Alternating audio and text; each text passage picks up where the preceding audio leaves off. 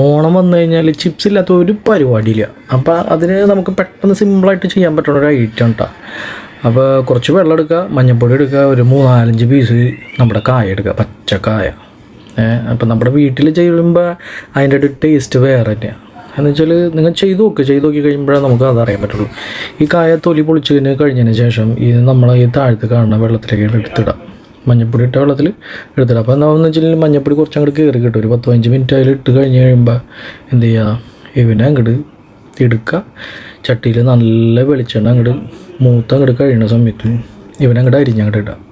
വെളിച്ചെണ്ണ നമ്മുടെ മില്ലിൽ വെളിച്ചെണ്ണ വാങ്ങുന്നതായിരിക്കും കുറച്ച് ബെറ്റർ. ചില പാക്കറ്റ് വെളിച്ചെണ്ണ വാങ്ങുമ്പോൾ എന്താ കുഴപ്പമെന്ന് വെച്ചാൽ പാക്കറ്റിൽ നമുക്ക് അറിയില്ലല്ലോ എന്തൊക്കെ മായങ്ങളൊക്കെ ഉണ്ടെന്നുള്ളത്.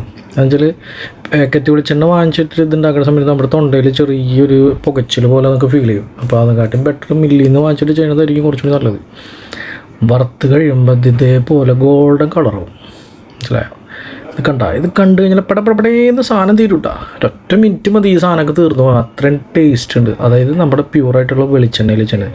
ഇനി ഇതിൻ്റെ പക്കാ ടേസ്റ്റ് കിട്ടണമെന്നുണ്ടെങ്കിൽ നമുക്ക് ഓർഡർ ചെയ്താൽ മതി. ഈ സാധനം സെറ്റാക്കി തരാം. നമ്മൾ എവിടെ വേണമെങ്കിലും നമുക്ക് അയച്ചു തരാം. നിങ്ങൾക്ക് അയച്ചിട്ട് വിവരം പറയാം. Okay, thank you.